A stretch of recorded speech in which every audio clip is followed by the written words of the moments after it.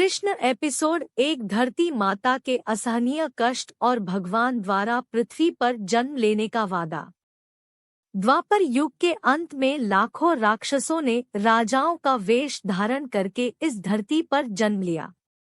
कंस, पूतना, चाणूर, काल्यवन, जरासंध, तृणावर्त, कागासुर, अघासुर, प्रलंबासुर, नरकासुर, शक्तासुर, वत्सासुर, बकासुर, अरिष्टासुर, धेनुकासुर, कालिया, व्योमासुर, कैवल्यपीड, बाणासुर, पौड्रक, शिशुपाल और दंतवक्र कुछ शक्तिशाली और क्रूर राक्षस थे। नाम देने के लिए राजाओं के रूप में इन राक्षसों ने पृथ्वी के मनुष्यों पर कई अत्याचार करना शुरू कर दिया।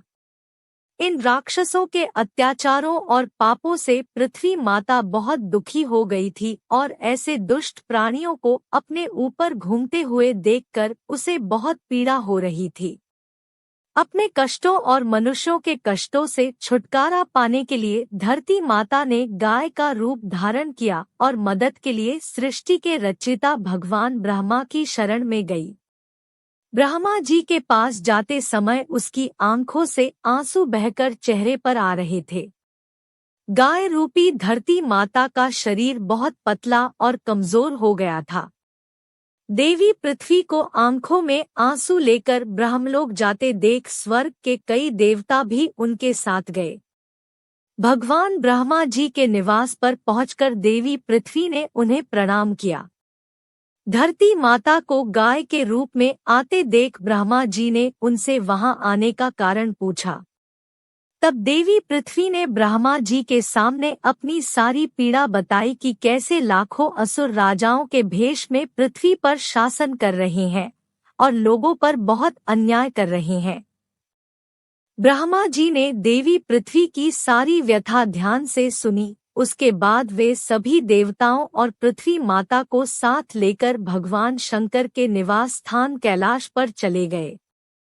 भगवान शंकर को अपने साथ लेकर भगवान ब्रह्मा और सभी देवता पृथ्वी माता के साथ दूध के सागर क्षीर सागर में गए, जहां परम भगवान नारायण हमेशा निवास करते हैं। भगवान देवताओं के आराध्य देवता है, वे भी पूजनीय है और ब्रह्मा और शंकर द्वारा पूजनीय। भगवान अपने भक्तों की सभी मनोकामनाएं पूरी करते हैं और सदैव उनकी रक्षा करते हैं।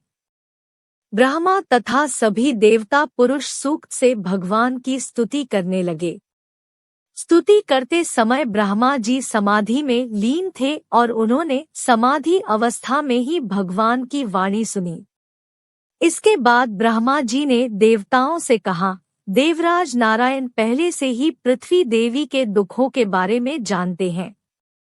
भगवान सर्वशक्तिमान है, वे पृथ्वी के दुखों को दूर करने के लिए स्वयं पृथ्वी पर अवतरित होंगे।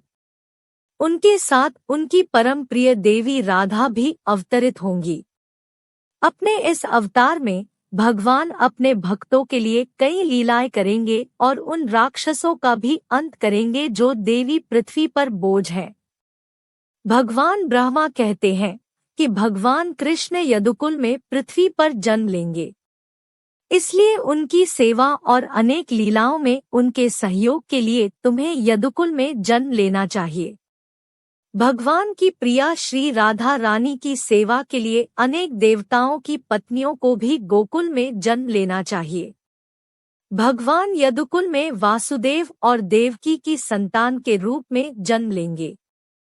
ऋषि कश्यप और उनकी पत्नी अदिति वासुदेव और देवकी के रूप में जन्म लेंगे।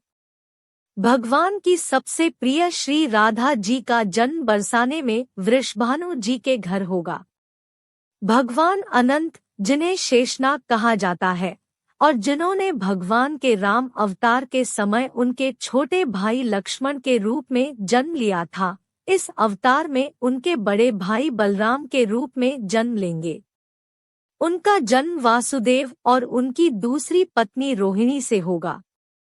भगवान की ऐश्वर्यशाली योगमाया, जिससे यह संपूर्ण ब्रह्मांड मोहित है, वह भी भगवान के आदेश से गोकुल में नंद और यशोदा के घर जन्म लेगी और भगवान की बहन कहलाएगी।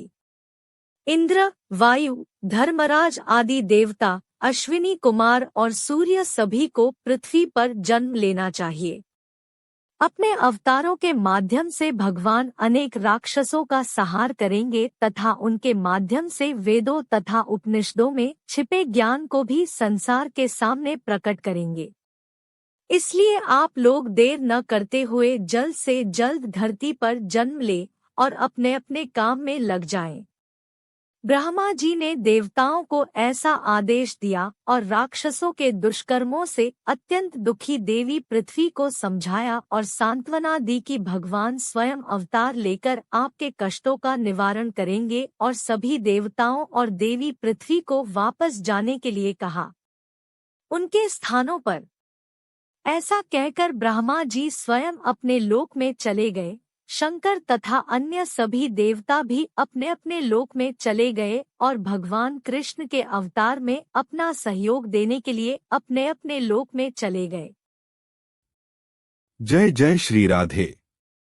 ऐसे ही और वीडियो के लिए हमारे चैनल को सब्सक्राइब करें और वीडियो को लाइक करें। धन्यवाद।